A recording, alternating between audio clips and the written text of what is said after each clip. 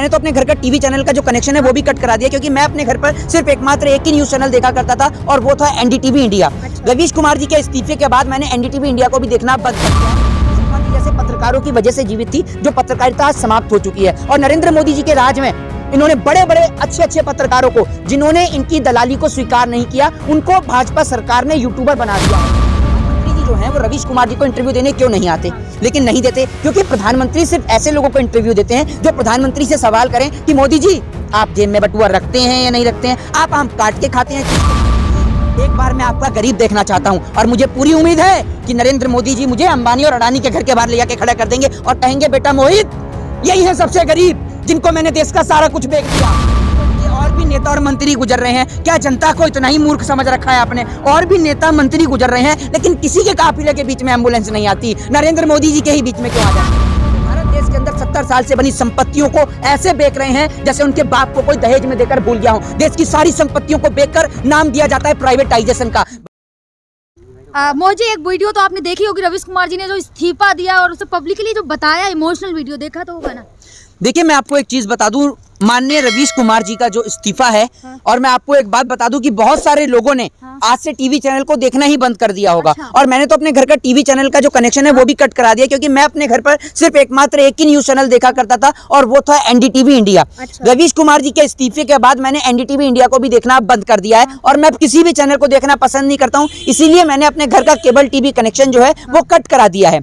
रवीश कुमार जी जैसे पत्रकार इस देश के अंदर एक प्रारूप थे, इस देश के अंदर उन लोगों को दिखाने के लिए पत्रकारिता किसे कहते हैं वो रवीश कुमार जी बताने वाले जैसे लोग थे। रवीश कुमार, पुण्य प्रसून वाजपेयी, अजीत अंजुम, अभिषार शर्मा, ये ऐसे चेहरे थे जिन्होंने एक पत्रकारिता जगत को पत्रकारिता सिखाई कि पत्रकारिता किसे कहते हैं, जिसको देश का चौथा स्तंभ कहा जाता है। जो उसकी इज्जत जो बरकरार थी वो रवीश कुमार जी जैसे पत्रकारों की वजह से जीवित थी, जो पत्रकारिता आज समाप्त हो चुकी है। और नरेंद्र मोदी जी के राज में इन्होंने बड़े बड़े अच्छे पत्रकारों को, जिन्होंने इनकी दलाली को स्वीकार नहीं किया, उनको भाजपा सरकार ने यूट्यूबर बना दिया है। इसका सबसे बड़ा उदाहरण है अजीत अंजुम जी।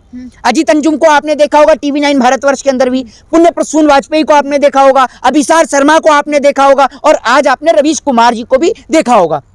सारे जितने भी पत्रकार हैं वो लोग आज यूट्यूबर बन गए हैं, जो अच्छे लेवल के पत्रकार हैं। उन लोग वो वाले पत्रकार नहीं जो लोग अपने जमीर के साथ सौदा कर देते हैं। कल मैं एक इंटरव्यू दे रहा था, उस इंटरव्यू के दौरान मेरे से एक पत्रकार ये सवाल करते हैं कि आप पत्रकारों से बहुत आपत्तिजनक तरीके से बात करते हैं।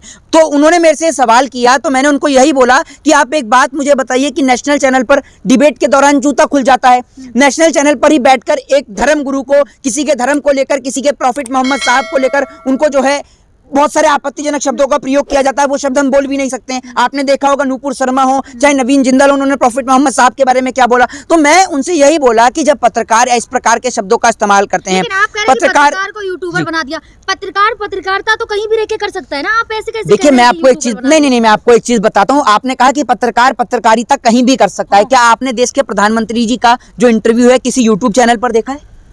बताइए आप मुझे, क्या आपने देश के राष्ट्रपति का इंटरव्यू सुन लीजिए, राहुल गांधी जो हैं, राहुल गांधी तो विपक्ष के नेता है, राहुल गांधी का इंटरव्यू आपको देखने को मिल जाएगा यूट्यूब चैनल पे। अरविंद केजरीवाल का इंटरव्यू आपको देखने को मिल जाएगा, अखिलेश यादव का इंटरव्यू आपको देखने को मिल जाएगा। लेकिन नरेंद्र मोदी जैसे बड़े जो नामचीन चेहरे हैं जिनसे सवाल किए जाएं, वो सवाल क्या इतने सुन लीजिए मेरी बात तो सुन लीजिए। इस 8 साल से ज्यादा के कार्यकाल में देश के प्रधानमंत्री नरेंद्र मोदी जी एक बार भी रवीश कुमार जी को इंटरव्यू देने के लिए नहीं आए। और पूरा देश प्रधानमंत्री से यही सवाल करता है कि प्रधानमंत्री के पास अगर इतनी नॉलेज है तो प्रधानमंत्री जी जो हैं वो रवीश कुमार जी को इंटरव्यू देने क्यों नहीं आते? लेकिन नहीं देते क्योंकि प्रधानमंत्री सिर्फ ऐसे लोगों को इंटरव्यू देते हैं जो प्रधानमंत्री से सवाल करें कि मोदी जी आप जेब में बटुआ रखते हैं या नहीं रखते हैं, आप आम काट के खाते हैं, चूस के खाते हैं। अक्षय कुमार कोई पत्रकार है? अच्छा लगता है? नहीं, अक्षय कुमार देखते हैं बहुत ज्यादा। मेरी बात तो सुन लीजिए, अक्षय कुमार कोई पत्रकार है? लेकिन अक्षय कुमार को नरेंद्र मोदी जी इंटरव्यू देते हैं। लेकिन रवीश कुमार, अभिषार शर्मा, पुण्य प्रसून वाजपेयी जैसे लोगों को नरेंद्र मोदी जी इंटरव्यू क्यों नहीं देते? क्योंकि जिस दिन नरेंद्र मोदी जी ने रवीश कुमार जैसे पत्रकार को इंटरव्यू दे दिया, उस दिन नरेंद्र मोदी जी अपनी कुर्सी से उठ नहीं पाएंगे। क्योंकि इसलिए नहीं उठ पाएंगे क्योंकि नरेंद्र मोदी जी से सवाल करने वाले जितने भी अंधभक्त हैं ना, जिनके दिमाग को डाइवर्ट करने का काम देश की सरकार ने हिंदू और मुसलमान के नाम पर किया है, ये अंधभक्तों का दिमाग चलना शुरू हो जाएगा। क्योंकि जब नरेंद्र मोदी जी रवीश कुमार को इंटरव्यू देने के लिए बैठेंगे तो जितने भी अंधभक्त हैं वो सारे नरेंद्र मोदी जी को सुनेंगे। सुनिए, सारे अंधभक्त मोदी जी को सुनेंगे कि मोदी जी जवाब क्या देते हैं। अच्छा। मोदी जी एक सवाल का जवाब नहीं दे पाएंगे। अच्छा। मोदी जी से अगर कोई ये सवाल पूछा जाए कि आज पूरे देश के अंधभक्त चिल्ला चिल्ला के कहते हैं, अभी 2 से 3 दिन पहले मैं एक शादी के कार्यक्रम में गया, वहां पर दुर्भाग्य से एक भारतीय जनता पार्टी के नेता मिल गए मुझे।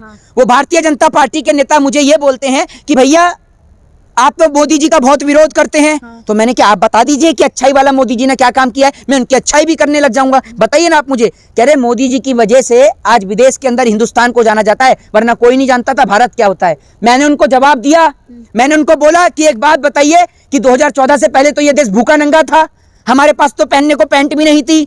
आपको 2014 के बाद मोदी जी ने नेता बनाया है, मुझे 2014 के बाद मोदी जी पैंट देकर गए हैं। एक बात आप मुझे बताइए, आपने इस देश का इतिहास पढ़ा है? लाल बहादुर शास्त्री जी कराची तक घुस गए थे पाकिस्तान में, है?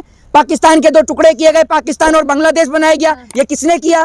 देश की आजादी के अंदर राजगुरु सुखदेव, भगत सिंह, महात्मा गांधी, सरदार पटेल, नेहरू जैसे लोगों ने अपने प्राणों की आहुति दे दी। देश को आजाद किसने कराया? आप ये बताइए ना। ये देश के 2014 के बाद बना है, ये बताइए। 1949 में न्यूयॉर्क के अंदर नेहरू जी जाते हैं, उनके सारे जगह फोटो लगाई जाती है।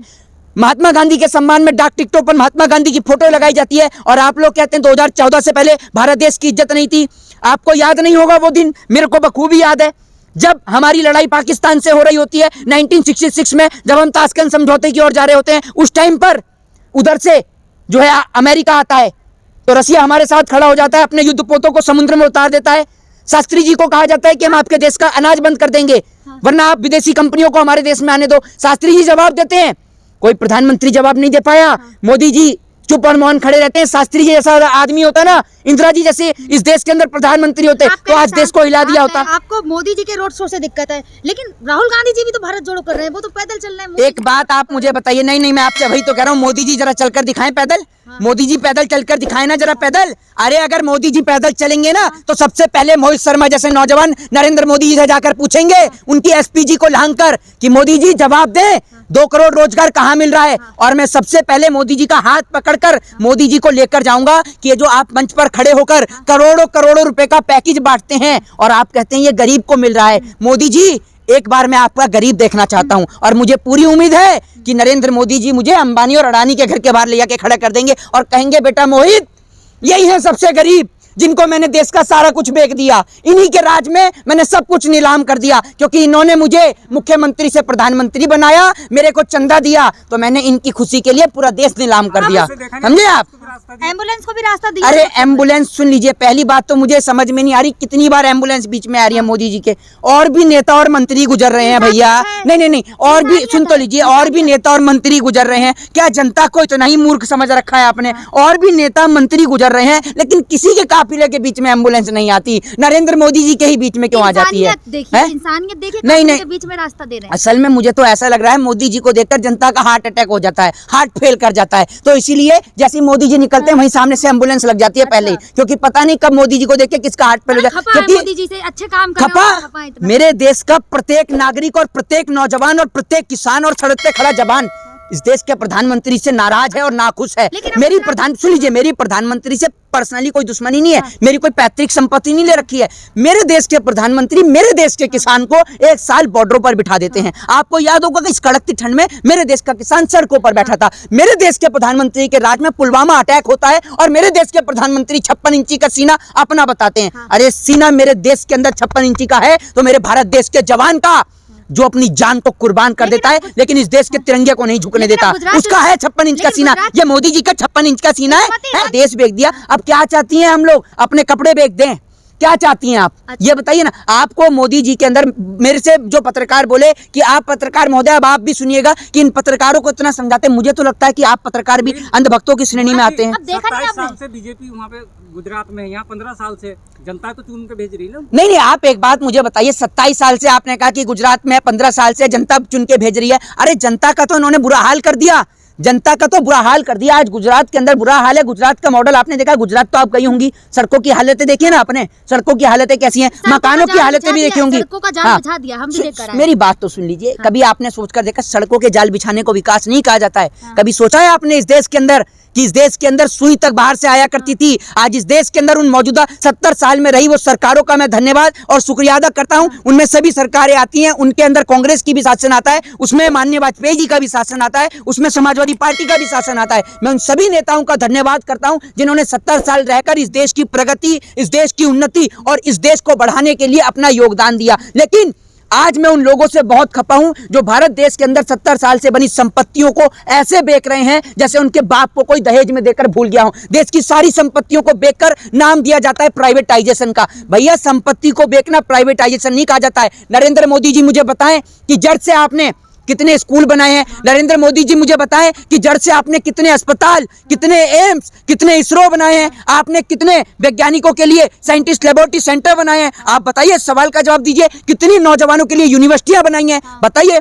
आपने तो एक चीज बनाई है और वो है शौचालय। शौचालय कोई खरीदने वाला हो तो बेच दो।